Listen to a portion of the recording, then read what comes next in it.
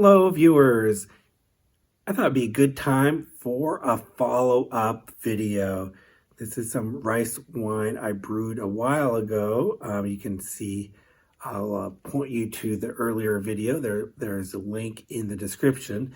But I want to follow up with how this turned out eventually, because it did change over time.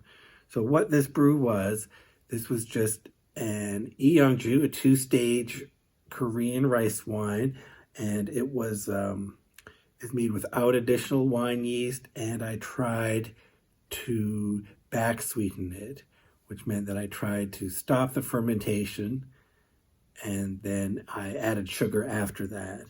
And the method I tried to use to stop the fermentation was adding a Campden tablet. And when I did that, the taste I got at the end of the brewing period, it fermented fine, everything was fine, and that's what I did at the end of the brewing period, was add the Campden tablet, wait a day, and then add some simple syrup, so quite a bit of sugar into this brew. And what happened was that I ended up getting quite an egg aroma, a sulfur aroma, and that wasn't good. So this has been sitting in the fridge. I always planned to taste it, but I never got around to it. And then a couple of days ago, I tasted it again, and it had been sitting there for a while, and the bottle was very hard. It was bulging a bit. You can look at the cap. The cap is bulging, and I couldn't open it with my hand. I had to use this wrench to open it. And there was a lot of carbonation in it, which of course meant that I did not really stop the fermentation. So I wasn't back sweetening it, but maybe I was bottle conditioning it. I think it's been a few days. I think pressure has built back up in this, although I can't open it. Yeah, so it was quite carbonated when I poured it. I want to follow up now. Yeah, so there's carbonation. You can see tiny bubbles, but quite a few of them.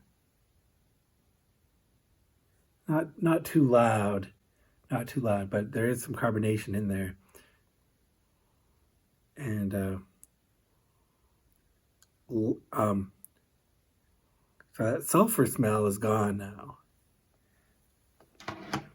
So just by waiting, got rid of the sulfur smell, and it seems to have continued to ferment because it produced all that carbonation.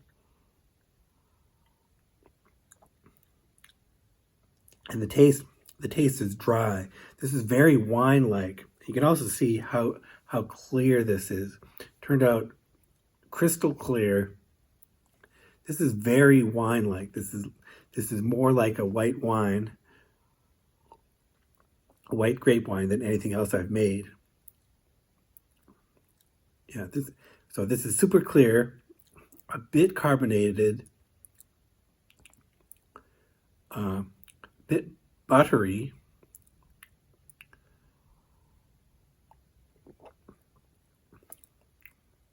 So it's dried, fruity, and then buttery.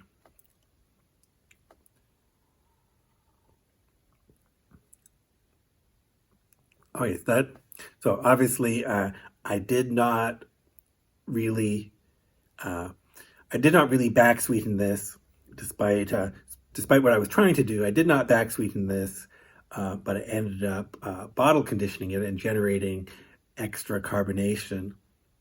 And it turned out dry in the end, and I got rid of the sulfur smell just by waiting. And now I have a bottle that I would be glad to serve to people and get their opinions on. Yeah, now this is good enough to serve. I would not have served it originally because there was too much sulfur smell.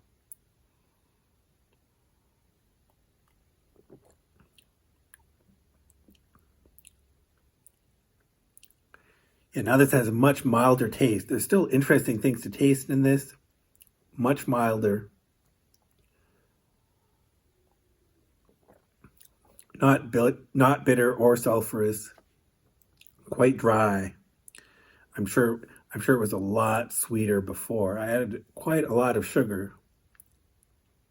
And I guess that was just converted to carbon dioxide.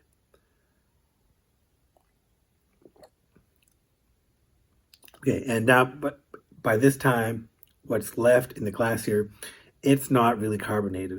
You just get the burst right when you pour it.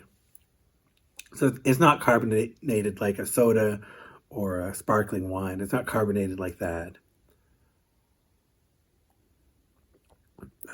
That might take more effort and a stronger bottle. But this did produce perfectly clear wine with a good taste in the end. So just want to follow up on this one because sometimes you don't know how it's going to turn out if you just wait. So that's the lesson for today. Don't give up on your brews. Keep them in the fridge for a while and taste them. Maybe every few weeks. This one I forgot for months. You might be pleasantly surprised. And I hope you have some pleasant surprises like this in your brewing future. Thank you for watching.